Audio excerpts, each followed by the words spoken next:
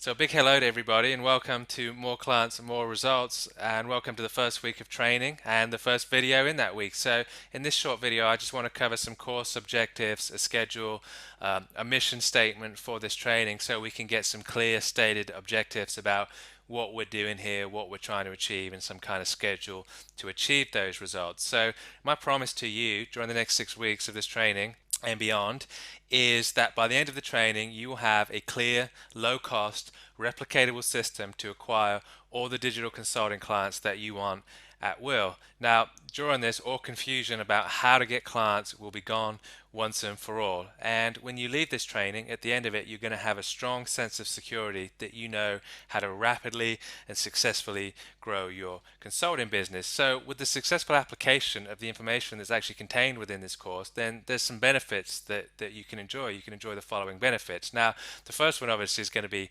financial stability. You're going to be able to enjoy peace of mind because you're going to know that you can generate all the business you want at will. And of course, that's going to bring about an improved quality of life as well. So when you don't have to worry about money anymore, and you don't have to worry about where business is coming from, you get that peace of mind and you get that improved quality. So basically, you're going to end up knowing at the end of this course that money is handled, that that part of your life is not something that you need to worry about anymore. And that's a really wonderful thing when you get to that place. So there are definitely some big rewards on offer for people that master this skill. So it's well worth the effort, and just keep that in mind. If it starts to seem a little bit tough or starts to seem like work, then keep the rewards in mind. So the key to success with this program for those of you who want the rewards is action. That's it.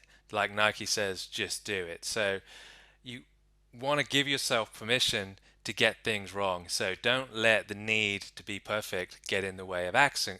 Give yourself permission to make mistakes because it's part of the learning process, and of course that's how you learn. So just don't worry about that. If you make mistakes, that's fine. Don't beat yourself up. Just, don't let it stop you from taking action, because every single day of the week action beats perfection. So for the next 6 weeks, I want you just to let go of perfection for a little bit and don't wait until everything's right. Just take action now. When you get a piece of information that's actionable, just go ahead and do it. Just get the rubber on the road, because the success formula is this. And if you can get this, you're going to be, a long way already towards getting the successful result at the end of the course that you want. And it's just this really. It's volume plus simplicity plus consistency equals clients. Now, I'm going to give you the simplicity. You've got to add to it the volume and the consistency. So if you do that, then clients is just an inevitable conclusion. So take a simple process, implement it consistently, and do it with volume, and you're going to get the results. So my job during this 6 weeks of training is to give you a simple process that works, 100% works, no doubt about it. Your job is going to be to take that process and to apply it in volume and with consistency, and if at all possible, to do it without changing anything without changing any part of the process unless you're specifically instructed to do so. So that's it really. I'm going to give you a simple process. That's my job. Your job is to implement it. So your expectation of me can be to give you a very simple system that works every single time in an understandable format, and my expectation of you in return for that is that you're going to take action on the information that I give you and that you apply it daily. Now, if you do this, the simple end result is that you cannot fail. You simply can't fail. So a good system, good information backed up with daily consistent action equals results. And like I say, your results are absolutely assured if you do that. So that's the thing, you've got to take action on this stuff every single day if you want assured results. So let's take a minute to go over the schedule for this training so you can get an idea of how the next 6 weeks are going to pan out and you can have some expectations. So it's a 6 week training, as you're well aware, and that's actually broken down as follows. So the first week we're going to set some expectations, which we're kind of doing now. We're going to talk about picking a niche. That's very important. We're going to talk about specializing and why it's absolutely essential that you must do it. So a lot of you are already specialized on this training. Some of you are not so specialized, but you realize you need to do it. So we're going to talk about that. We're going to talk about setting your fees, how much you should be charging. What's a good price to charge, what's a realistic price to charge. We're going to talk about that stuff. and we're going to talk about the mindset that's required for you to get results. Now, that's a really, really critical one, and it often goes completely underestimated. And lastly, we're going to talk about expert positioning this week. So, next week, we're going to look at setting up LinkedIn properly. We're going to talk about creating your irresistible message. So, that's about crafting a message that's really very easy to say yes to and very hard to say no to, instead of being very hard to say yes to and very easy to say no to. We're going to look at having a consistent web presence. So your whole online presence, we need to look at that and make sure that it's consistent across the board if we're going to get really good results. We're going to look at that. uh, we're going to start looking at what preparation is needed to get started on LinkedIn in week number 3. And I'm also going to share with you some additional sales collateral that you might find useful. So these are an optional step, but I'm going to go through with it. I'm going to go through it with you anyway, and I'm going to give you the option to do that. So that's going to be very helpful for some of you.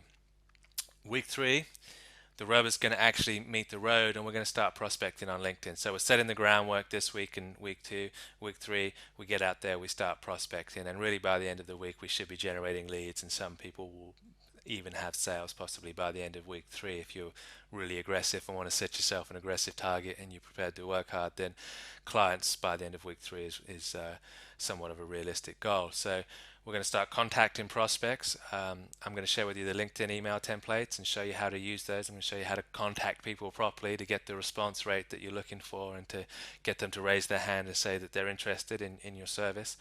I'm going to share with you the follow-up process that's required. So 80% of your sales thereabouts is going to come through the follow-up process. So only 20% is going to come through the initial contact and the initial sequence. The additional 80% is going to come through the follow-up process, and this is where most people lose the game, and this is where just a ton of money is left on the table. So once you can see the follow-up process and how it works, then that just opens the door to another 80% of the revenue that you're just leaving on the table currently. Or most people say that they can't make it work. Well, it's because they're not following up properly. That's why, and we're going to solve that problem. We're going to look at process automation. So we want to automate the process as much as possible to keep it scalable and keep it labor unintensive. Then week 4, we're going to start to look at direct mail. Direct mail is great. I love it. Everybody should have it in their arsenal. So we're going to go into the direct mail side of things. We're going to look at the letter that we use, or formats of the letter. I'm going to share with you the templates. I'm going to share with you the actual letter that I'm using currently that's just getting really, really good results. We're going to talk about how you make direct mail work without having to follow up on the phone with a cold calling approach. So obviously we do have to talk on the phone with direct mail because we want to have a consultation, but we're not going to use the follow-up process on the phone, which is essentially cold calling. I'm going to show you how to make it work without doing that, which is absolutely fantastic, because I for one hate cold calling, and I'm guessing everybody else on this training does as well. So you'll be very happy to know there's no cold calling. Then going into week 5, we're going to look at actually getting the sales. So weeks 1, 2, 3, and 4, we're prospecting, we're getting people interested, we're getting them to raise their hand, we're trying to get them onto a consultative selling phone call. And week 5, we're going to start to look at that. We're going to look at setting up the sales consultation properly. We're going to look at getting the sale on that consultation. We're going to look at how you successfully hold that sales consultation, that sales call. So some people I know have got a successful sales process already. So if that's you, then that's fantastic. But I know a lot of people don't as well. So I'm going to share with you some techniques that I use on the call that is going to get them to say yes, not I'll think about it. So I know that's a big problem that everybody faces. Get I'll think about it a whole lot. So we're gonna be done with that once and for all. We don't allow I'll think about it in the business. That has to go. So we need a yes or no from them on the call. And once we get that, we're going to lock that deal down. I'm going to show you how to lock the deal down and how to get paid on the same day. So that's really very important as well. If you don't do that, if you don't lock the deal down and you don't get paid quickly, then you're going to lose probably as much as 50% of your sales with people changing their mind. So we want to really pay some attention to locking the deal down and getting paid. So week 6, we're going to talk about scaling your business. So once you've got this process working, you're comfortable with prospecting, you're comfortable with the consultative sales process, the selling process, then we're going to talk about scaling your business, taking it up to high 6 figures, 7 figures potentially. And of course, to do that, we're going to need to look at outsourcing tasks. We're going to need to look at measuring success, tracking and testing, productivity, product delivery, and all that kind of stuff. These are all things that are not too sexy, but we need to look at them if we're going to really grow the business and take it to the next level. So week 6 is going to be about really scaling your business up and taking it to that next level once you've got lots of clients coming in the door. So everybody should be getting clients 6 weeks ideally. If you're doing the work, if you're putting in the hard yards, if you're putting in the time, then 6 weeks is plenty of time to be getting clients on board, and that would be a goal that I would set for myself if I was in the student position here. I would be looking to get at least one, possibly 2 or 3 clients within that 6 week period. That's a very, very realistic goal to set for yourself. And finally, we're going to have the wrap up in week 6. So that pretty much covers expectations, what we can expect out of each other. So I'm going to provide you with the information that you need to succeed. That's what you can expect of me. And in return, I hope it's reasonable that I can expect of you that you're going to implement that information and take action on a consistent and massive basis throughout the 6 weeks of this, the initial 6 weeks of this training program. So I'll see you in the first video, and we're going to talk about picking a niche. I'll see you over there. Hey there, and welcome back to Picking a Niche. So we want to talk about that a little bit in this video and why it's absolutely critical that you specialize in a niche. And hopefully by the end of this video, you're going to see why that's the case and why it would be very, very difficult for you to succeed at this if you don't do this. So we're going to take a little bit of time and look at that in this particular video here. So what actually makes everything work with these methods that I'm going to share with you over the next few weeks is one thing and one thing only, and that's specificity and your ability to be very specific. That's key to success. So to get clients, it's really quite simple, and it boils down to this. All you have to do to get all the clients you want is you find somebody with a problem that they're willing to pay for a solution to, and you sell them the solution, and that's it really. It's really that simple. There's no more to it than that. So obviously, the bigger the problem that the person faces and the more urgent the need for a solution to that problem, the more they're going to be willing to pay for that solution. So that's important to keep in mind as well. So somebody that's got a big urgent problem that requires a solution right now, well, they would bite your hand off for a viable solution, and they would be willing to pay you a king's ransom for it at the same time. So if you're struggling to get clients right now, if you're not getting as many clients through the door as you want, then it essentially boils down to this. It comes down to really only one of two things, and that's, firstly, it could be that you're not offering a solution to a problem that anybody's willing to pay for, and that's probably not the case. I know that that's not true. Everybody on this training has got some value to offer for sure. They wouldn't be here. We have solutions to people's problems. So that only leaves the second option, and that's you're not communicating effectively that you have a viable solution to their problem, right? So there are going to be other reasons why you might not be getting clients through the door, but they're minor in comparison to these two, and these are the two big ones that we need to address first. So if your marketing is general, if you're not niche specific and you're not specialized, and you work with any industry, as a lot of people do, basically anybody that's willing to pay you, then you simply can't speak to a specific problem through your mass communication. It's just not possible to do. So a good example that we can use to really help crystallize this point is I had a plumber client a few years ago, and his most profitable service, his most profitable area of his business was underground leak repair, and that's all he wanted to do. He could make like $400 or $500 a day doing general plumbing, unblocking toilets, and installing sinks and stuff like that, or whatever stuff plumbers do. Or he could make $10,000 a day fixing underground leaks underneath people's slabs and stuff like that. And he really liked that. And of course, he liked making $10,000 a day, and he just wanted to get out of general plumbing, and all he wanted to do was the leak repair. So to offer him a service of lead generation for plumbers, getting plumbers clients, that just wasn't going to work for him. He wasn't interested in that. It didn't really matter if I called him up on the phone, messaged him on LinkedIn, sent him a direct mail, or any other method of marketing that I wanted to use to get a hold of him.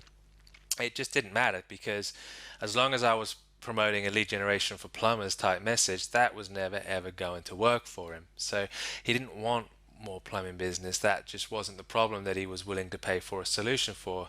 He specifically wanted underground leak repair business. So as soon as I said to him, I'm a specialist in generating underground leak repair clients for plumbers.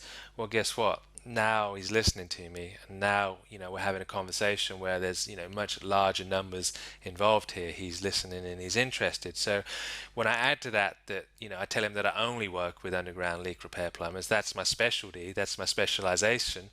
Now the guy's really starting to get excited about what we can do together. And when I just put the cherry on the cake there and just finish it off, and I show him some results that I've got from other underground leak repair plumbers that I've helped in other cities and other states and stuff like that, now he stood there and he's got his credit card in his hand and he really just can't pay me fast enough. So as you can see, by specializing in a niche, it makes it just massively easier to communicate that you have a solution to a problem that that person is willing to pay for.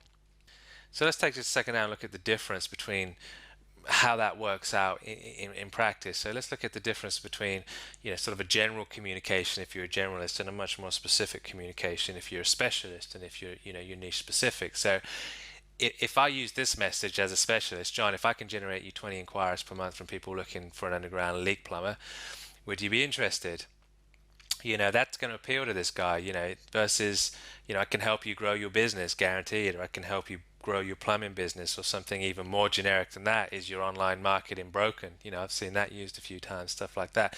As you can see, it's very general. So by picking a niche and taking it even further and choosing a niche within a niche or a sub niche, then hopefully you can see that getting clients really becomes considerably easier, because you're demonstrating very quickly and upfront that you have a viable solution to a problem that they're willing to pay for a solution for. So in this case, plumbing is the general niche and underground leak repair is the sub niche within the niche. So a lot of people would just stop at plumbing and they just say, I'm specialized in the plumbing niche. Well, that's really not going to do the job, and hopefully you can see that now. You really need to go down another layer or two and pick a sub niche if you really want to communicate with laser effectiveness and you want your messaging to get you all the clients that you want. So what we've done here is essentially we've identified a big problem that a potential client is willing to pay for, and we've effectively communicated to this person that we have a solution,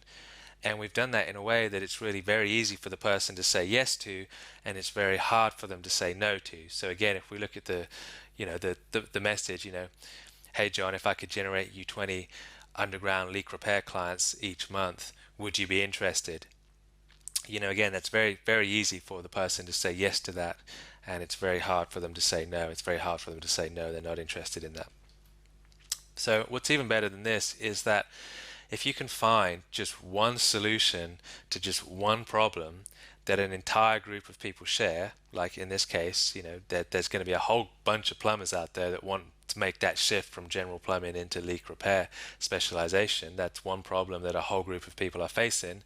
Then really the whole process becomes very easy indeed, even comically easy to some extent, to make a lot of money very quickly indeed. So think about it for just a second. So you only really need one campaign, you only need one landing page, you only need one email sequence, and you just use that winning campaign over and over again in different areas of the country and different areas of the world. So you really just copy and paste your way to success, right, is all you're doing. And when you do that, it only takes a couple of hours to set up a new client, because you're just using the same campaigns, you're using the same everything to set them up, and you know pretty much the results you're going to get. And this works for all kinds of different industries. It's not just PPC, it's going to work in any kind of digital consulting realm.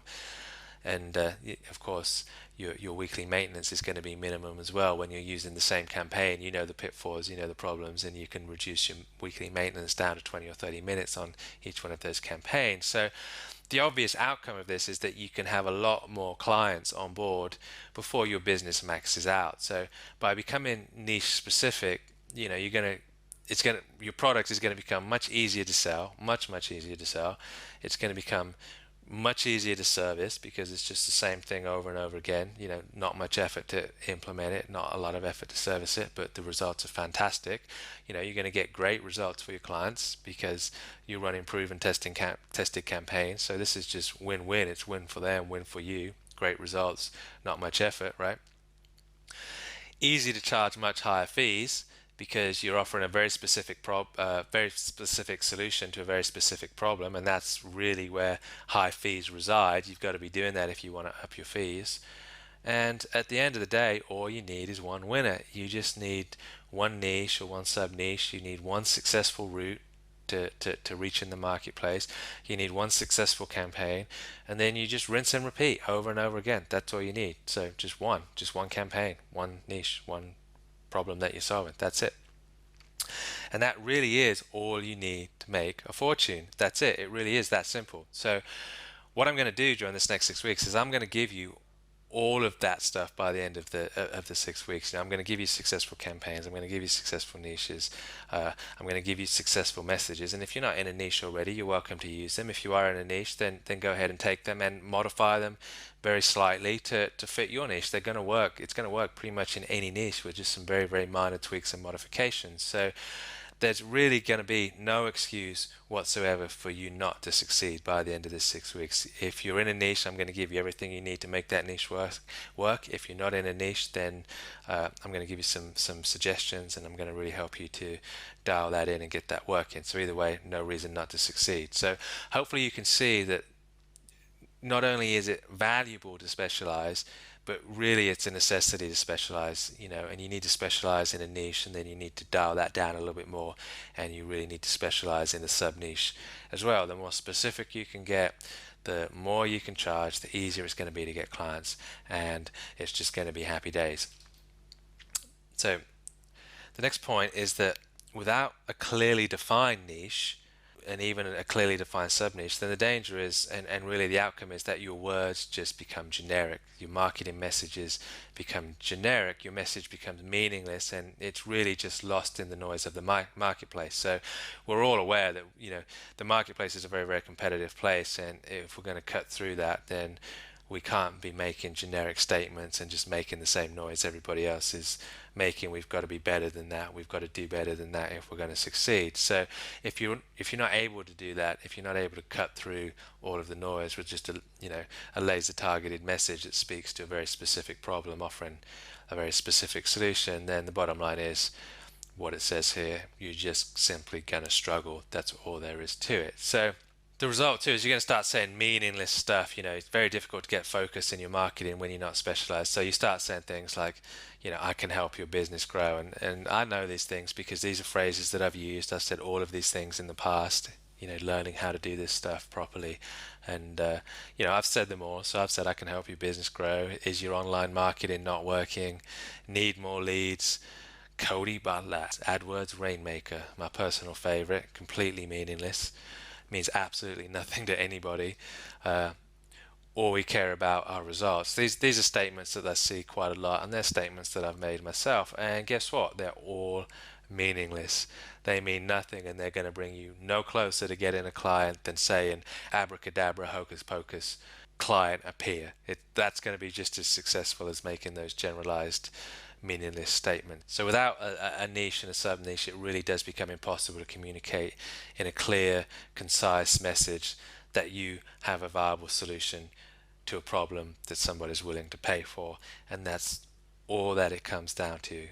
Again, I say, give you a simple system that works. This is it. Communicate that you have a viable solution to a problem that somebody's willing to pay for. That's it. Comes down to your ability to communicate that. So hopefully you can see again how niching down is going to really, really help with that. And in fact, specificity is not a choice. It's the only way forward if you really want to ramp things up and make bringing clients on board easy and effortless, or as easy and effortless as it can get, right? So how do you pick a good niche? If you're not in a niche already, or you're in a niche and you're starting to think, well, maybe this is not the best niche for me, maybe I should look somewhere else, here's some things that you can do to pick a good niche. So here are a few things that a niche must have in order for it to be commercially viable for you from a business perspective. Now, this is not an exhaustive list. It's just designed to kind of get you thinking and get your thought process moving in the right direction. So the first thing is the people that you're targeting have got to be hungry for change, right? They've got to be hungry for it. That people are not going to pay very much money for a solution. They don't really care if they get the outcome. So in the example of the underground leak repair niche, those people are hungry for that change. They're making $400 or $500 a day doing work that they really don't enjoy and don't want to do, or they can be making $10,000 a day doing work that they're interested in, and they quite like. So there's a hunger there in that niche. Same is true with a lot of dentists. So a lot of in the dental implant niche, a lot of those dental implant dentists are heavily involved in general dentistry, and they want to move out of that. So they want to move out of the relatively speaking, low-end general dentistry work, and they want to shift their business into the high-end implant niche, and they're hungry for that change. There's a lot of desire for them to do that. So again, it's the same as with the plumber. They're going from a fairly low-end product into a fairly high-end product, and they enjoy delivering that high-end product much more. So got to be hunger for change.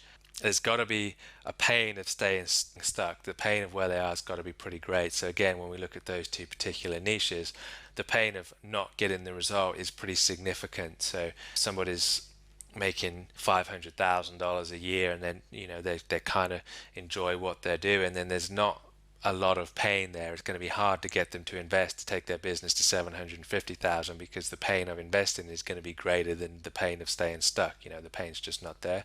So goes without saying that they've got to be able to invest. They've got to be able to pay for your service.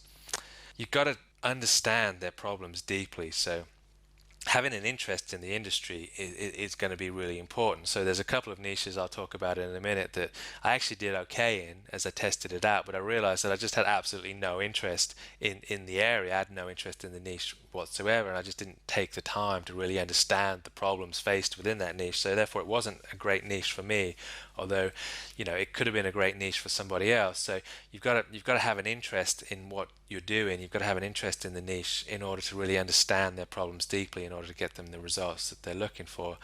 And lastly, I've got here, you must be able to offer genuine transformational value. So you do, of course, have to have a legitimate solution to their problem. So whatever problem they're willing to pay for, you do have to be able to offer a legitimate solution. That just goes without saying. So as I just kind of touched on, they've got to be able to identify with you as well. So the problem I had with SaaS, software as a service, which was a pretty good niche, it was a pretty profitable niche, but it wasn't great for me personally, because I wasn't really able to identify with software developers, and they weren't really able to identify with me. So just based on that, it wasn't brilliant. So I just wasn't able to create a clear, concise message to reach those people, which is absolutely critical if you're going to get success. So for the purpose of this particular training for the 6 weeks, I'm going to focus heavily on the dental industry, and I'm going to focus heavily on the legal industry, just because I know a lot of people on this training are in these industries, in these niches, and they're interested in these niches. And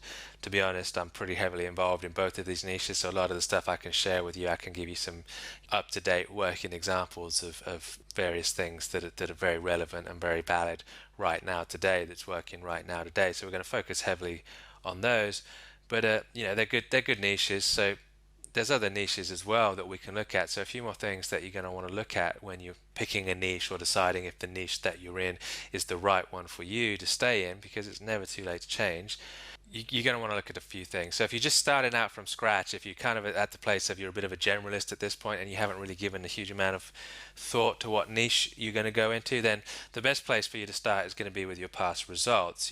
Are there any industries that you're working with, or that you've worked with in the past, where you've got great results, where you've got some case studies already up and running, and you can leverage on that success, you can leverage on the results that you've already got? If you do, then that, without a shadow of doubt, is going to be a great starting place for you. Next thing to ask yourself is, what are you interested in, right? So as we said, you've got to be able to relate to them, they've got to be able to relate to you, you've got to understand their problems. And at the end of the day, it's like, if you're in a particular niche, and you've got 30 clients in that niche, and you're on the phone with them all the time and emailing all the time, and that kind of becomes your world a little bit, you want to pick a niche that you've got some interest in, right? Or else life's just going to become a little bit dull. It's going to become a little bit uninteresting. So these are always good places to start. Where have you got past results? and if you haven't got any past results, if you're fairly new to the process, then what's going to be the best place? What are you interested in is going to be a really good place to start. So it just doesn't get better really than working in an industry that you're passionate about, that you love, and it it's subjects and topics that you enjoy talking with your clients about. That just makes life super super easy, and just really, you know brings up the quality of life that you're experiencing on a day-to-day basis. So if you're starting from scratch, or like I say, you're looking maybe to shift into a new niche, here's a few things that you can look for and that you should maybe consider. So, and this is just my list. It's not like this is, the gospel truth or something like that. This is just my opinion. So, feel free to change this, but these are some of the things I look for. So I'm looking for lead gen as opposed to e-commerce. So for me, lead gen's easy, right? You got a contact form or you've got a phone number, right? That's it. They're the only two ways that people can contact you. So lead gen's pretty easy. Not a lot of effort involved, or relatively speaking, not a lot of effort involved. E-commerce, not so much the case. If you've got 5,000 products that you need to optimize for, and or you need to promote through AdWords or on Facebook or through SEO, whatever it is that you're doing, bit of a nightmare that. So I like lead gen just because it's very easy to do, scalable. Second thing you're going to want to look for is reoccurring revenue businesses. So obviously, the more money that the business makes off your service, the more they're going to be willing to pay you. So, something like a gym membership, insurance companies. Insurance companies are perfect, really. If you can get a local insurance company, country clubs, anywhere where the fee rolls over, it's fairly substantial and it rolls over month after month or year after year. So the insurance industry, for example, somebody on board as an insurance client for the insurance company, then that might be worth $30,000 or $40,000 over the lifetime of that particular customer. So as you can see, they're going to be willing to pay big for that. So recurring revenue businesses are very important, I think. I like those personally. High ticket businesses, stuff like dental's great, legal's great, accounting, real estate, those kind of things. So if you really want to find like your ideal niche, then you want to start stacking these things one on top of each other. So if you can get high ticket and reoccurring revenue and lead gen, now we're starting to talk, right? So fourth thing we want to look at is how accessible are the decision makers, right? So you don't want to go, if you're going to say my niche is pharmaceuticals, then maybe that's not such a great niche because the decision makers are not very accessible, probably. You don't want to go after Fortune 500 companies at this point because it's going to be really hard to access the decision maker, and it's going to take 6 months to get a decision. And even after you get a decision, you're going to have to raise a purchase order and you're going to have to go through all that nonsense. You just don't want to do that. You want to pick an industry and a niche where the decision makers are easily accessible. Hopefully that makes sense. The next one, number 5, is a fast sales cycle. So I kind of touched on that before. So the sales cycle needs to be quick. Personally, I want to speak with the owner of a business today and I want to get the decision today. So that generally for me is going to be a local business that has a reasonable amount of size to it, but it isn't huge. So kind of, I would say like the sweet spot might be anywhere from 20 to 50 employees within a business, maybe $5 million of turnover. So that's a business where business owner is still involved in the business on a daily basis. He's there making decisions. He can give you a quick yes or no. There's no committee decision. The revenue, the turnover of the business is high enough to pay you a pretty decent fee. So for me, that's a real sweet spot there. Sort of 20 to 50 employees. The owner of the business is the decision maker, and he's still running the business. He's accessible. And like I say, the 5 million, which allows for a pretty decent fee as well. So that's a sweet spot for me. I would stay away from businesses where you need purchase orders and you talk to a marketing manager who talks to the VP of marketing, who talks to the CEO, who talks back down to the VP, who talks to the marketing manager, and it's like, it takes you 6 months to make the deal. It's just not worth it. I'd stay away from those personally. So having said all that, what's some ideas for some good niches if you're looking to change niche, or if you're looking for a niche? Well, as I said before, SaaS companies, software as a service companies, they can be really good if that's your personality. If you're a software developer, that's your background, or you have an interest in that kind of stuff, then that's a really great industry. That's a great niche. So like I said, it wasn't so great for me just because my mind's not in that stuff, and I found it difficult to spend enough time to really understand the companies I was working with. But it's definitely profitable. There's a lot of money in that industry. It ticks a lot of the boxes. I was working for an HR company, for example, that sold an HR software as a service package, and they had like a $7,000 setup fee and then a $1,000 a month membership into that software, so ton of money in it. And they were a great client, but I just really struggled to get my head around the whole concept of it. It just didn't interest me. It wasn't my passion, but could be great for somebody. Then, of course, dental, legal, these tick a lot of boxes. It's why they're very, very popular. Private schools is a great one that I would definitely consider if I was looking for a new niche. So, private school students can be anything from maybe $3,000 or $4,000 a year up to $40,000 or $50,000 a year for your elite private schools. So that would be a great niche, I think. So those people are looking for new students all the time, and that's going to be a lead gen campaign. The cost of it's a high ticket product. The enrollment in the school, and it's recurring revenue as well. So I think that would be a fantastic niche for somebody that had an interest in that.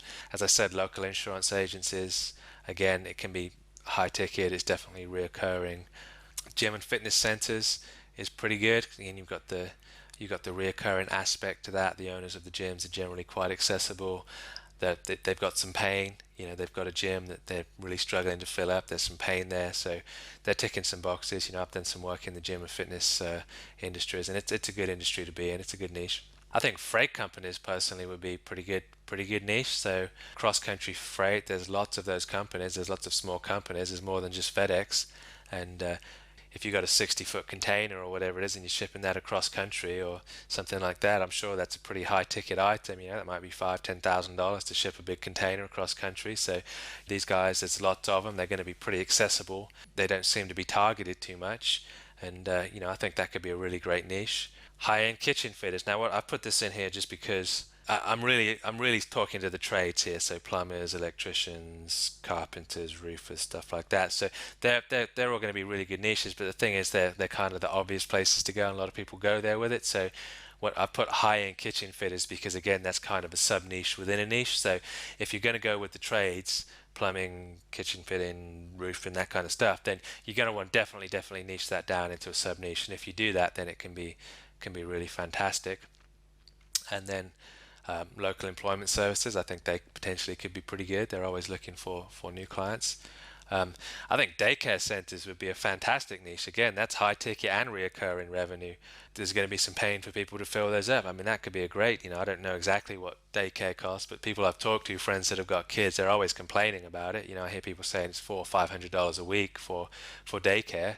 That's if you get one client for a daycare center. If that's the case, then that's sort of $20,000 to $25,000 a year of revenue that you've produced for that daycare center. So I think that could be an absolutely fantastic niche. And so just a couple more things to consider about when picking the niche. So one thing you're going to want to think about is how many businesses are there in that niche that you can target. So how big is your potential universe, I guess, is the question that I'm asking. So a good way to find that out is just to use LinkedIn to find out. So I just do a quick down and dirty search. This is literally like a 30-second search on LinkedIn to see if this is a viable niche for me. So like I said previously, I think freight companies could be a good niche.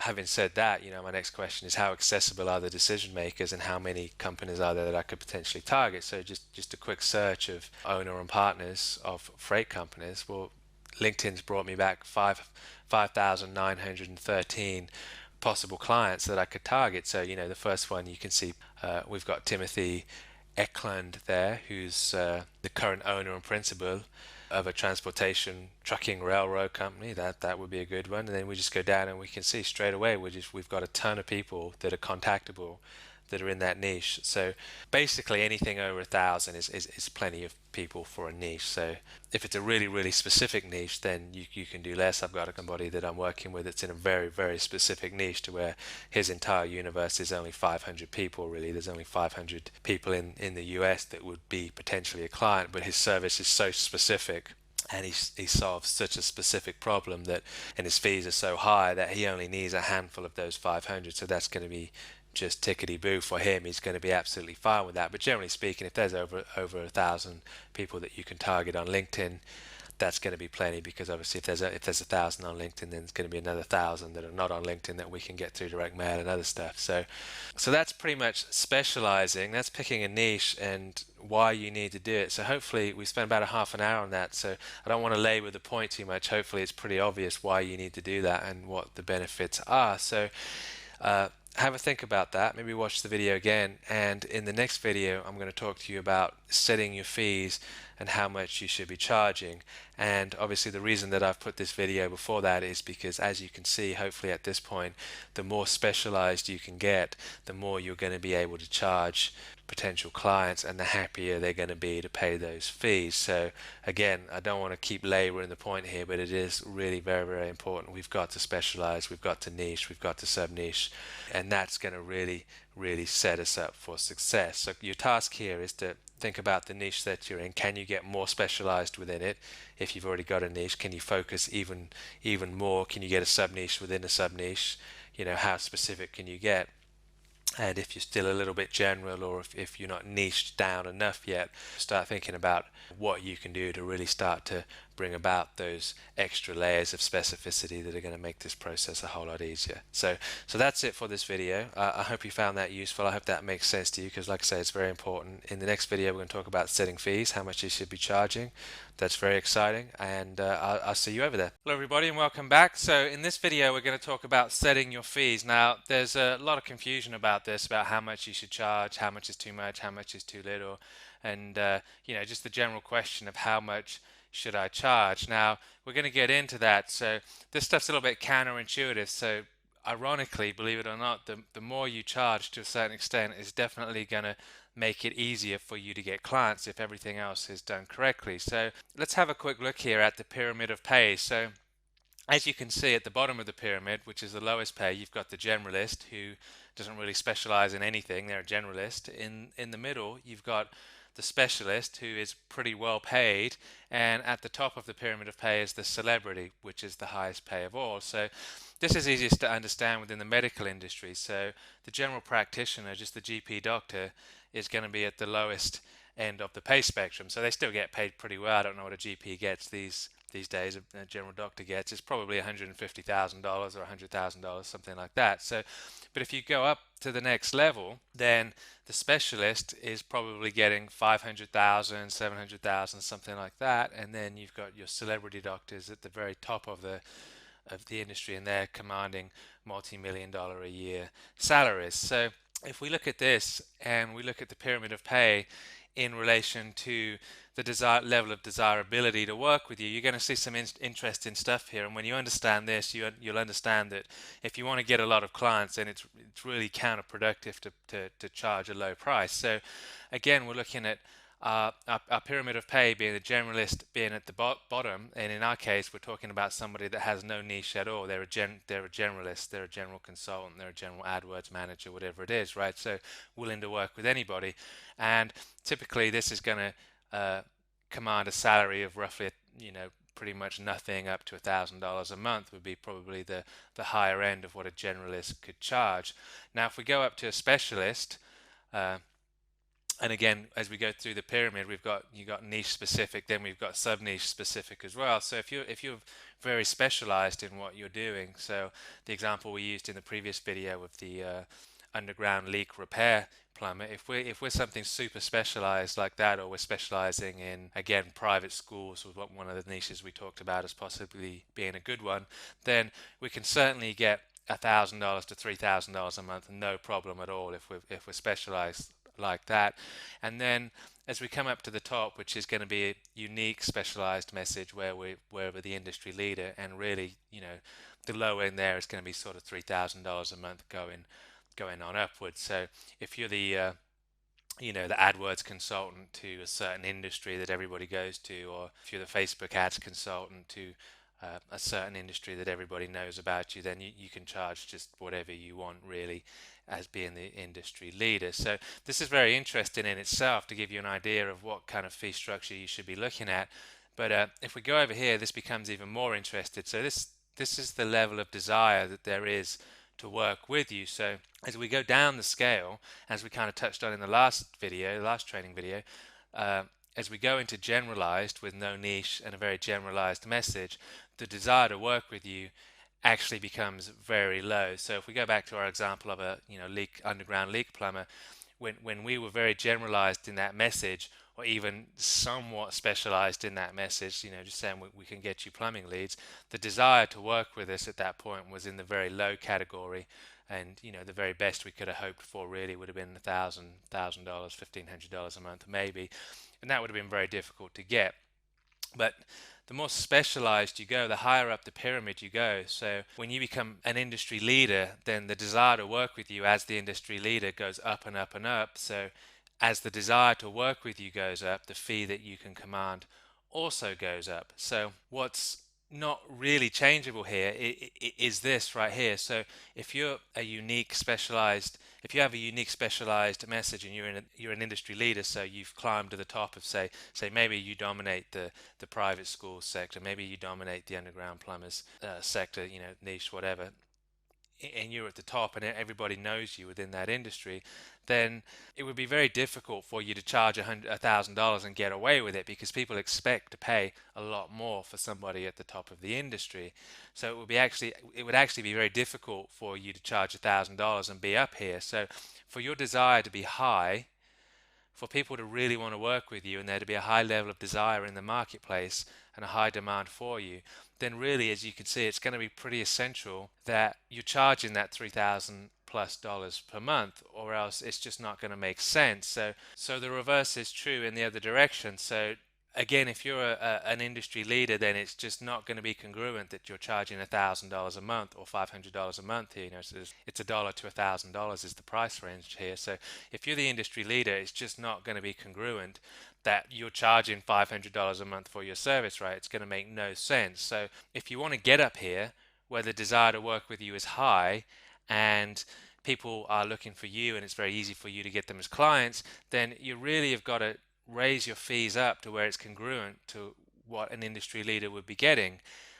If you're not quite ready to jump up to be an industry leader yet, then let's look at the $1,000 to $3,000 range, where again, being very, very specialized, niche specific, the desire is going to be pretty good to work with you there, and it's going to be expected that this is your kind of price range. Again, if we look at the medical industry, if we look at doctors as an example, so if you went to a general practitioner, a general doctor, and the doctor said, you've got some serious heart problems, you need to get that sorted out immediately, this is very serious, then you now have a very specific problem that you're willing to pay for a solution for, right? You become the customer, so you're willing to pay for a solution to that problem. So at that point, because the problem is very urgent to you, you're going to want to go to a specialist, and you're going to want to talk to a specialist. The desire for you to hire a specialist is now going up. So by the time we get to specialist, the desire to actually work with that person is going up, and the fees that we're willing to pay for that person's service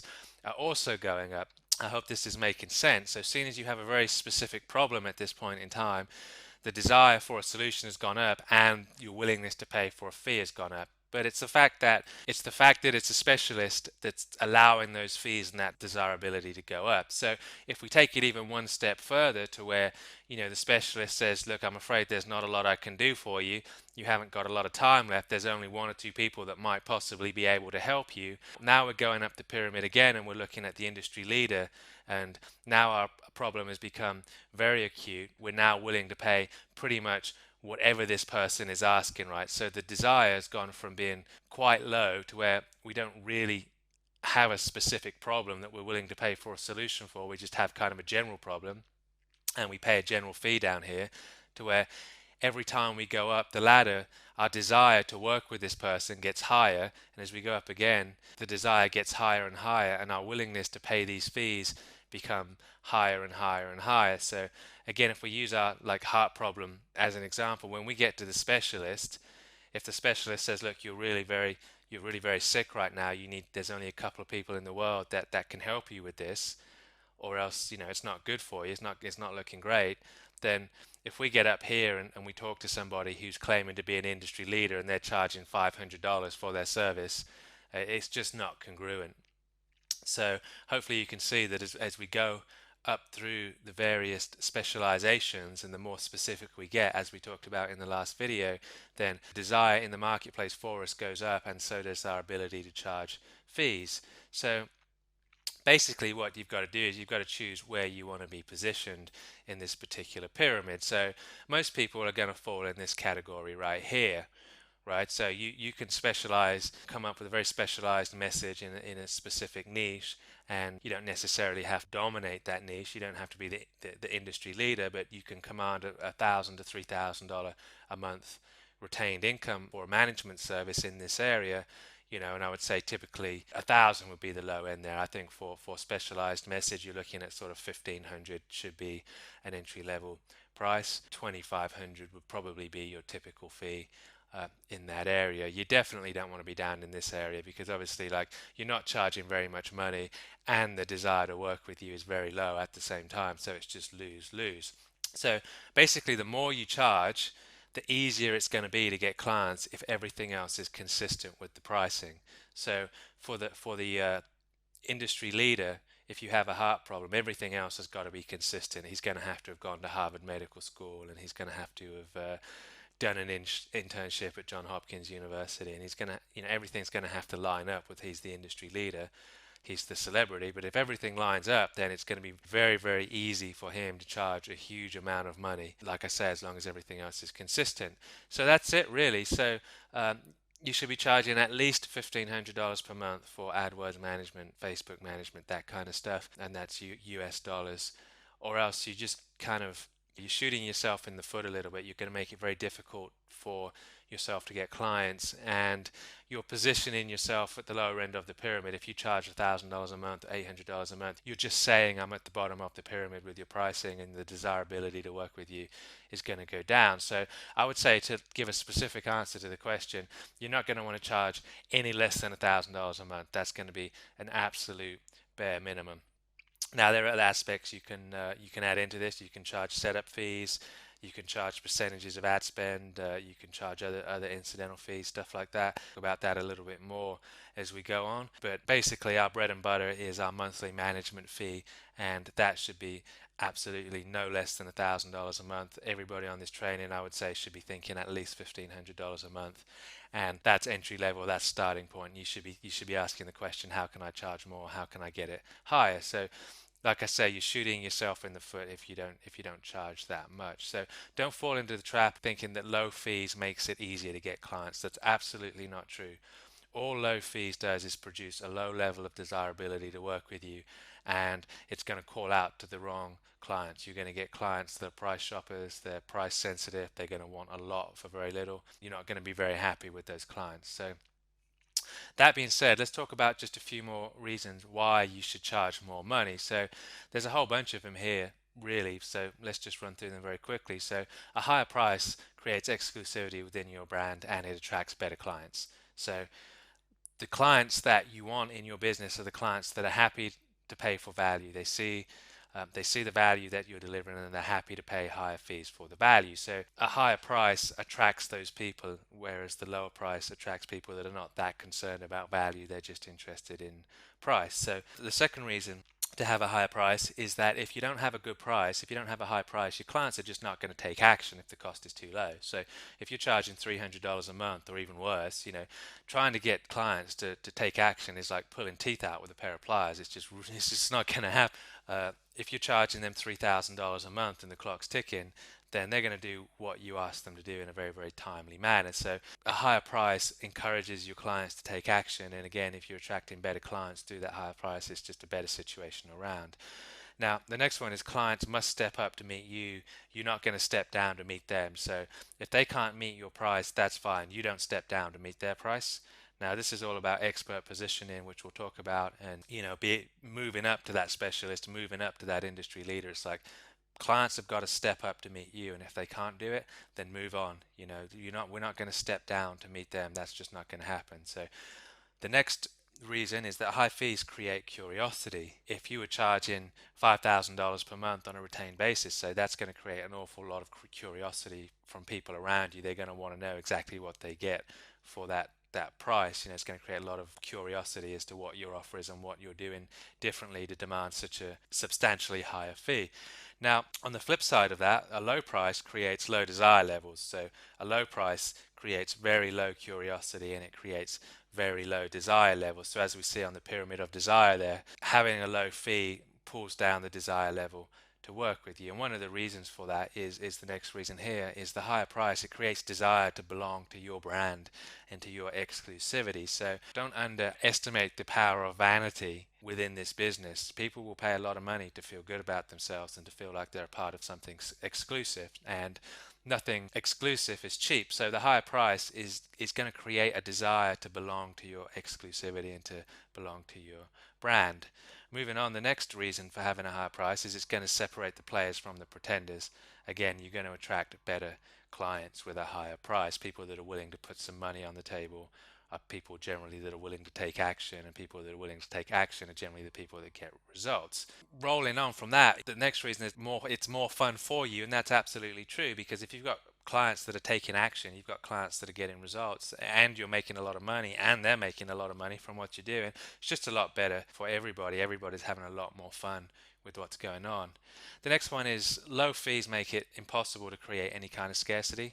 So if you're charging 300 or 500 or even $1,000 a month, it's really hard to create any scarcity, and scarcity is going to be very important. Scarcity is one of the big things that are going to push people over the edge and get them to make a decision. Otherwise, they would say, I want to think about it, or I need some time to consider this. So we need to be able to enact scarcity a little bit in our marketing, and if we've got low fees, then it's very, very difficult for anybody to believe that there's any kind of scarcity. The only thing scarce with low fees is clients in your business, and everybody knows that. So the next one is nobody is an authority, nobody's an industry leader, and they charge low fees.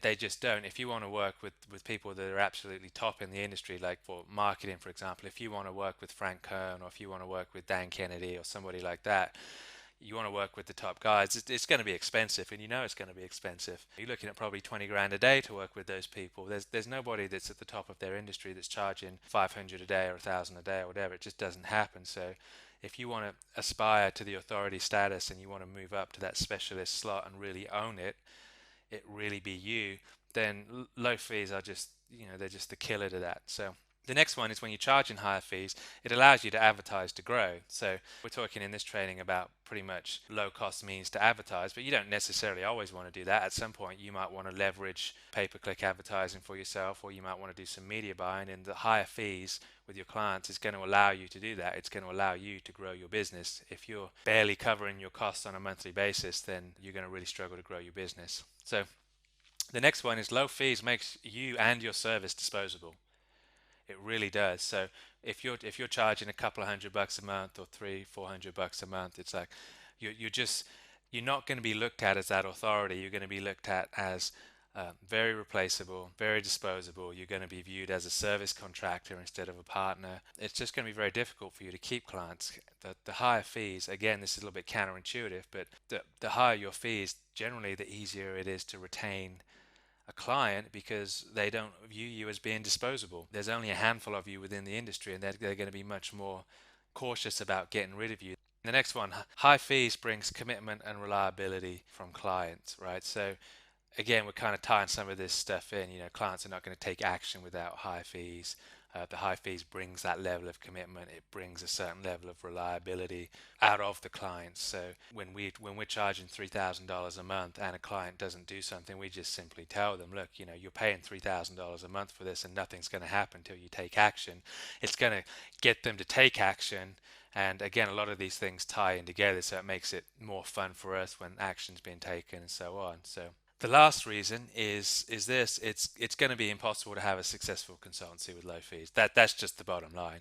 You're not going to be able to grow it. You're not going to be able to get the clients on board. You're not going to make enough money to make it work for you, and it just doesn't work. So the bottom line is this: is if you're going to have a successful practice, if you're going to have a successful consultancy yourself, you've got to raise your fees. And like I say, 1,500 is kind of a starting point for that. That's not the finishing point or something to shoot for. I would look at making that my starting point. And I know that can be quite difficult depending on where you are right now, but we're going to look at some of the things that can make that a little bit more possible in upcoming videos.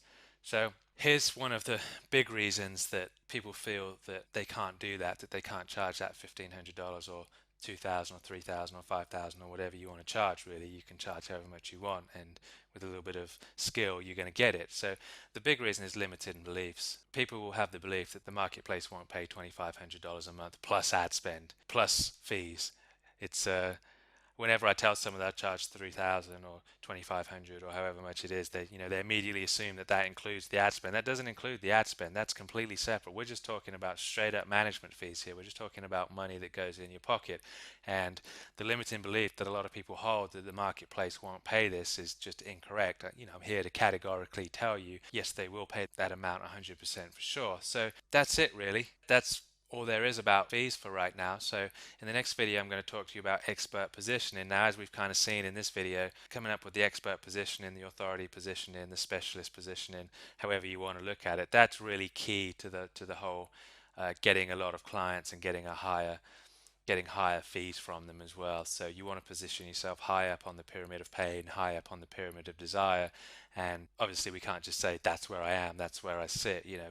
We've got to just make the decision that that's where we want to be and that's where we want to sit, and then we've got to look at the strategy and we've got to implement the steps and take the actions that actually allow that to happen. And the good news is it doesn't take a huge amount. It does take some effort, as you might expect. Anything worth having is going to take some effort, but it doesn't take a ridiculous amount of effort, and it is very, very achievable. And we're going to look at some of the things that we need to do definitely to do that in the next video, and we're going to look at some of the things that are probably holding us back a little bit as well. That if we can get them out of the way, then that's going to really, really expedite our progress and just accelerate as to where we want to go much, much faster. So that's it for this video. I'll see you in the next video where we're going to talk about expert positioning, and we're going to talk a little bit too about the mindset that's required for success here. So I look forward to seeing you over there. So welcome back, and here we are at the expert positioning video and the mindset that's required to make all of this happen. So as I've said several times now, getting clients is actually very, very easy when you have the right mindset and you have the right positioning. Once all these things are lined up, then it's very, very easy. So this whole process is kind of like a combination lock, right? You can have 90% of the lock correct, the combination correct, but if you're just a half a millimeter out or the tiniest amount out on any one of the tumblers, then you're not going to get any results at all. So a lot of people are actually a lot closer to the result that they want than they think they are. It's just a couple of minor tweaks, and if we can do that, then as I say, getting clients becomes very, very easy, and quite often the tweaks that need to happen for the floodgates to open and a lot of clients to come in are going to be in developing the right mindset and the right positioning. Now, I put these together because the two are actually very, very closely related. You see, positioning is actually more about an attitude and a mindset than it actually is about words on a page or a website. So positioning, really, it's a byproduct of the right mindset. If you're coming from the right internal space and you're coming from the right way of thinking and the right mindset, then your positioning is just actually going to automatically kind of take place, and it's going to be a byproduct of the mindset. So focusing on the mindset is very important, and the great thing about that is your mindset is a choice. You get to choose that. You get to choose your thoughts. You get to choose your mindset. And as one of my favorite mentors said, Jim Rohn, you need to work harder on yourself than you need to work on your business, and that's absolutely true. So in order to get the best results that we can possibly get out of this course, it's not just a case of technique, strategy, button pushing, what buttons to press, when, where, how, why, and so on. It's about we need to spend as much time working on ourselves as we spend actually working on the business processes. And Jim Rohn's absolutely right. You've got to work harder on yourself than you work on your business, and this revolves predominantly around mindset. It's true. What Jim Rohn says is absolutely true. So if your mindset is right, then you don't really even need to worry about everything else. It's going to kind of take over, and it's going to control and steer the ship for you. Everything just seems to fall into place very nicely. But if your mindset is wrong, if there's some things missing or not quite right, then really nothing you're going to do is going to work very well. And it's like you're constantly swimming upstream, you're constantly against the tide, you're constantly struggling, and it's just not going how you want it to. And that generally is going to reside, it's going to be a problem within the mindset. So a big question you should ask yourself, or a big question to ask yourself right now, is what stopped me from getting the results that I want so far, and how do I fix it? A lot of people on this training, I know for a fact, are not lacking tools. They're not lacking knowledge. They're not lacking understanding. A lot of people that are on this training, that are watching this video right now, their toolbox is completely full. the goal is not just to give you more tools, the goal is to actually find out what's stopping you getting the results, because it's probably not tools, it's probably not knowledge, and put in a fix in place so you get the results. So again, ask yourself the question, what's stopped me from getting the results I want so far? How do I fix it? And look at that from a mindset belief perspective, and not really as an issue of a lack of tools or a lack of knowledge. So the lack of tools, as I've just said, is very rarely the cause. As we go through this over the next couple of weeks, and we actually start implementing this process and start generating leads and start getting clients, you're going to see that it's not a complicated process. You don't need a lot of tools to do this. So the best way to do this, and I really highly recommend you do this, is you just take out a piece of paper and you write those questions down and you really seriously think about it. You spend a little bit of time. So again, the question it's two questions really. So we're giving our mind two specific commands. We're asking our mind, our subconscious, what stopped me from getting the results. We don't just want a list of what's caused the problems. We then want to use the power that we've got inside of us to come up with a productive solution. So there's two questions there. The first one is, what stopped me from getting the results I want so far? And then the second question is, how do I fix it? I would even stop the video right now and I would do this. I mean, this is like, I can't overemphasize how important this whole process is. I mean, this really could be the difference between getting absolutely fabulous results and getting very average results. So another great question that you can write down on the same piece of paper or another piece of paper while you're at the process is, what limiting beliefs do I have that are holding me back right now, and how can I remove them? Now, again, do this on a piece of paper and spend a little bit of time with it. The reason I say this is the process that took me from making less than $10,000 per year to making over $20,000 per week. If I had to nail it down to one thing, if I had to pick one thing I would attribute my success to, and say, how have I gone from 10K a year to 20K a week, it's going to be this process here. So I do this process personally on a weekly basis, and everybody, myself included, and everybody else has a lot of limiting beliefs. So if you can uncover those beliefs and start to work on them and see that they're actually not real, then these are the obstacles that are really stopping us moving forward sometimes. So another thing you want to understand is that your external results that are showing up, the results that you're getting in your business, they're merely a direct reflection of the internal belief system that you have right now. So if the results on the outside that you're getting are not the results that you want currently, then it's due to a wrong or a limiting belief on the inside, and that's just all there is to it. So for most people, like I say, it's not a lack of tools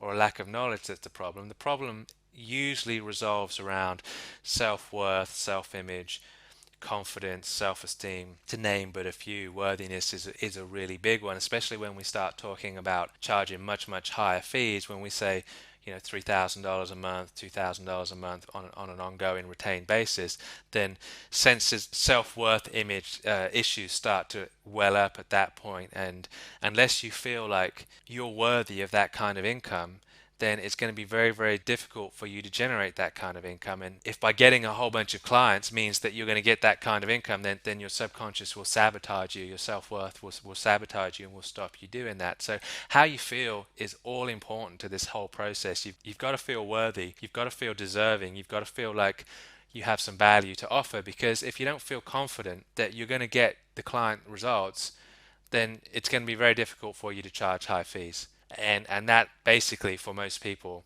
is the issue. They're not confident that they can get the result. When that's the case, your mind just won't let you go ahead. If you don't feel that you're going to get a client great results, then your mind will just not let you go into a situation where you're potentially going to get a client that pays those kind of fees. You're going to do some stuff that's going to sabotage yourself no matter what tools you have available. So here's the thing, right? You have to make a decision right now and commit to it and stick to it, that you are worthy of high fees, and you are worthy of a substantial income, and you are worthy of a very sizable client base. You've just got to make that decision right now and decide that you're worthy and that you're deserving of massive success, because you simply are. You wouldn't be in this training program if that wasn't the case. You're looking to better yourself, you're looking to better your clients' results, you're looking to grow. So there's just no question about it whatsoever. You simply are deserving massive success. Now, on the surface, a lot of people will agree with that statement, that I'm deserving of massive success,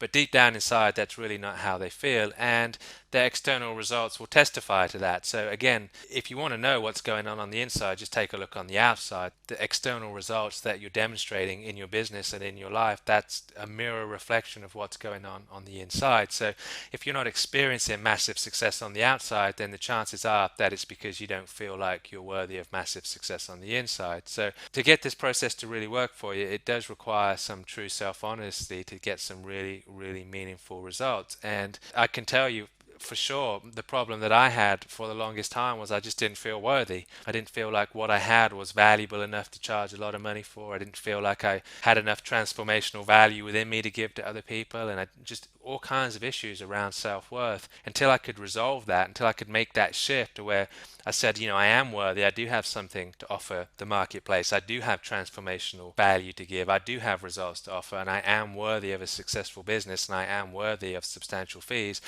When that shift happens, then the results come very, very, very quickly. So again, as I say, this requires some real self-honesty to have a very introspective look at yourself and really find out how you feel about a lot of things. And like I say, there's nothing more powerful than a pen and a piece of paper. If you set aside an hour or two with a notepad and you start asking yourself these questions and writing down the responses, you're going to get to the bottom very quickly. And you're going to start to see maybe why you're not getting the results and what you could do from an internal perspective, from a mindset perspective, that you could shift to get those results. So all of that said, here's the most beautiful truth about the situation, and the good news for everybody that's hearing my voice right now is that this is a choice, and it's your choice. You get to choose. So basically, and this was the realization that I came to, and I think this is a variation of a Henry Ford quote of Ford Motor Company, and if you say you're worthy, you are. If you say you're not worthy, you're not. Either way, you're going to grow into your story. So it's simply a case of you just need to decide that you're worthy of the business that you're trying to grow here. You're worthy of the fees. You're worthy of the number of clients that you want. You're worthy to have what it is that with your mouth you're saying that you want. And once that internal state lines up, when you become internally congruent, and you say at a deep core level, I am worthy of this. There's no reason I can't have this success. I am worth this level of fees to my clients. I am worthy to have this number of clients in my business. I am worthy to have this level of success. Once that lines up in the core and inside of you and your words on the outside, that's when it will really, really start to show up in your life. So here's the thing, you get to choose, right? You get to choose whether you're worthy or whether you're not worthy. You get to choose whether you get the results or whether you don't get the results, and it's just simply a choice. That's all it is. Now, exactly the same goes for being an expert, right? So you just got to decide right now that you're an expert. That's all there is to it. Don't wait for somebody to tell you that you're an expert. If you need external validation that you're an expert, then again, this is the wrong mindset. You become an expert by declaring it. You become an expert by believing it on the inside and then doing your very best for your clients on the outside. Now, nobody's going to issue a certificate. You don't get a degree from a university that says I'm an expert. You don't get a letter in the post saying congratulations, you've now achieved expert status. Again, as with all of this stuff, it's simply a choice. You simply decide right now that I am an expert, and you claim it and you declare it and you live it. That's it. You've got to claim that mountaintop. It's your responsibility. You've got to climb to the top of that mountain, claim the privilege of being an expert, declare it, and you've got to live it. Because here's another truth that's very, very significant. People will believe about you what it is that you believe about yourself. You train people in how to respond to you. So if you've got a genuine deep belief that you're an expert on a subject or the subject or this subject, then other people are going to believe that you're an expert too, because it's your belief and it's your congruency with that belief that allows them to respond to you. Most people you come into contact with and will ever come into contact with, especially in the business world, they don't know who you are, they don't know your background, they don't know anything about you, and that goes for everybody. The only thing they know about you is what you communicate to them. So if they believe you're an expert, that's because you've communicated to them successfully you're an expert. If they don't believe you're an expert, then it's because you haven't communicated to them. So again, you're literally training people how to respond to you. And as I've just said, that's done through your mindset and through your beliefs. So it's really very important that we do this exercise and uncover the limiting beliefs, because if one of your beliefs is that I'm not an expert, you might feel like you're fraudulent when when I actually start talking to people one to one and we start to really uncover this stuff. It's like people feel when they present themselves as an expert that they're being fraudulent, that they're presenting themselves as something that they're not. But again, like I said, you get to choose if you're an expert, and that's legitimate. That's your mindset, and that's your belief, and that's your privilege. You get to claim it, you get to live it, you get to be it. So that's all there is to that. So on the flip side of that, if you have doubt about who you are, if you have doubt about what you are, if you have doubt about the transformational value that you deliver, and if you have doubt about whether you should be charging the fees you should be charging, well, guess what? The person in front of you is going to have doubt about that as well. If you have doubt, they're going to have doubt. If you have confidence, they're going to have confidence. And ultimately, what somebody is buying from you ultimately is going to be your confidence. That's all you're giving them that they can buy. So they're going to determine in their mind how successful they think your product's going to be based on the level of confidence that you present your product with. So confidence is everything. If there's doubt inside of you, then we need to get to the bottom of that, and we need to identify it as a limiting belief, and we need to get it out. So this is going to be the fastest way to get success. This is the fastest way to get the results that you're looking for. So again, if you believe in what you're doing, if you believe that you're worth what you're charging, then they're going to believe it as well. And if they believe that you're worth what you're asking for, then they're certainly going to pay it. So the way it works is what you believe will influence your choice of words, and it'll influence your tone, and it will influence your confidence levels, and it's going to influence your body language and lots of other stuff as well. So if you're kind of shaky on your belief, if you don't have the confidence inside of you, if you're not 100% confident, you're kind of waiting for someone else to give you that confidence, then that lack of confidence is going to show up in your words, it's going to show up in your tone, it's going to show up in your body language, and you're not going to be fed back confidence from other people. Basically, they're going to sense that there's something lacking there. Never going to get that validation from the outside world. That validation has got to come from inside. And as I keep saying, it's just simply a choice. You've got to believe that you're an expert, and you've got to start acting like you're an expert. You've got to believe that you're the industry leader, and you've got to act like you're the industry leader. You've got to believe that you're at the top of the mountain, and you've got to act like the top of the mountain. And when you do that, you're going to get great results. You're going to get the same results that an expert would get, and you're going to grow into that role. So before you can assume the role of an expert, you have to first believe it in your mind, and then you start to grow into that role as you believe that belief, and you start to act upon that belief. So the one thing that a lot of people try to do, and it's, to be honest, it's like it's cringeworthy. They try to manufacture an authentic expert position, and it's just not possible. You can't do it. An authentic expert position comes from the inside. That's where it comes from, and it comes from a place of you knowing that you know that you know that you know that you are the best thing for this client, that you are the best person for the job. You're going to get them the best results. You're going to give them 100%. You're going to do the very best that you've got for this particular client. That's where authentic expert positioning comes from. And when you have that belief, and when you have that internal congruence, then your words and your actions and your behaviors all line up, and that expert authentic position just starts to show up all around you, and it's very easy for people to buy into. You can't manufacture that position by going to somebody else's website and copy and paste in their copy, or trying to be somebody else. It doesn't work.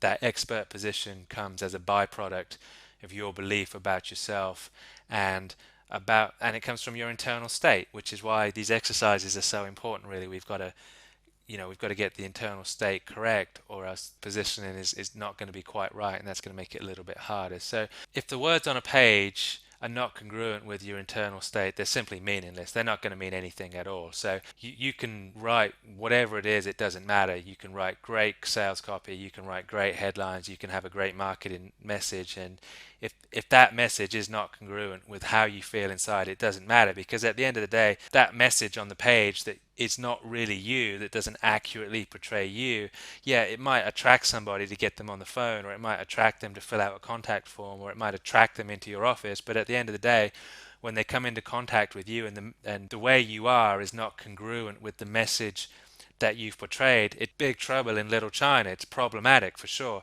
and it's a red flag, and people are not going to move forward. what is going to make it very, very easy for you to sell this, because obviously we've got different elements here. We've got to attract the people, and then we've got to convert the people into clients. So attracting them is one thing, but what's going to make it very easy for you to sell your product and to get these people to actually say yes to becoming a client and saying yes, paying your invoice, processing your invoice, is that the message that you put out there is congruent with the internal state that you demonstrate when you either get on the phone or you meet. When the message and the person match, and there's congruence, then people can subconsciously, or there's some sense that people can pick up on that congruence, and that's a very, very comforting feeling, and that's the kind of person that people want to work with. So as I keep saying over and over again, we've got to get the internal state lined up. Now, like I say, I don't think anybody is at a point to where they can't improve their internal state. I certainly can't. I work on this stuff on a daily and on a weekly basis for sure. I never get to the point to where I say I've got this stuff down.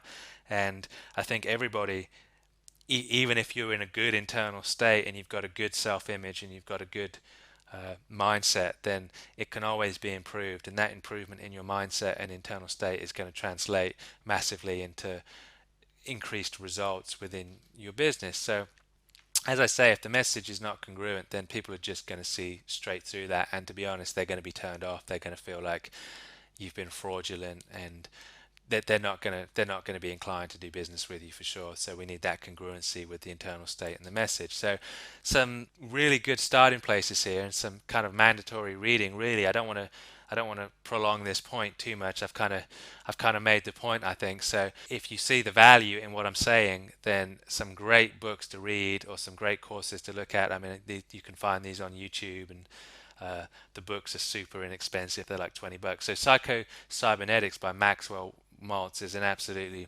fabulous, fabulous book on the subject. I would highly, highly recommend that. And another place to start with this stuff is The Power of the Subconscious Mind by Joseph Murphy. So again, I would say that for the serious person who really wants to grow their business and have that business grow in a sustainable manner, then these books are going to be absolutely mandatory. There too, I don't want to give you a whole long list because I know a lot of people won't read any of them and they're not that interested. But if you're interested in a longer reading list, if you're serious about doing this stuff, you can see the value of really working on your mindset and your internal state, then just shoot me an email and I'll send you a reading list of books that, as far as I'm concerned, are just mandatory reading on the subject. So that's it for week one. I want to congratulate you highly for getting to this point. That's probably a couple of hours of video that you've sat through to get to this point. So if you're at this point, big congratulations. You're way ahead of the crowd. Most people don't get to this point. And your homework really for this week is just basically go back and review what we've talked about. So obviously there's some exercises in this particular video as far as uncovering limiting beliefs and maybe some psychological blocks that are holding you back. So I'd highly recommend watching this video again, sitting down, spending some time with the exercises, and then of course picking a niche, looking at the niche you're in, or potentially picking a niche that you want to go into. So that's worth spending a little bit of time with as well. So that would be the homework for this week. So go back, do the exercises that are in this video, and then spend a little bit of time looking at your niche, sub niche, picking a niche, that kind of stuff. So again, very well done. Very proud of you for making it to this point. A lot of people don't make it this far. As I've said, they only watch the first 10 or 15 minutes of a video. So very, very well done. Give yourself a pat on the back. You should be proud of yourself. And I'm looking forward to seeing you in week two, where we're going to get into some pretty exciting stuff. We're going to start to look at getting things set up and getting our messaging set up and stuff like that. So week three, we're ready to go. We're going to start prospecting and we're going to start to get some business through the door. So I'll see you in week number two.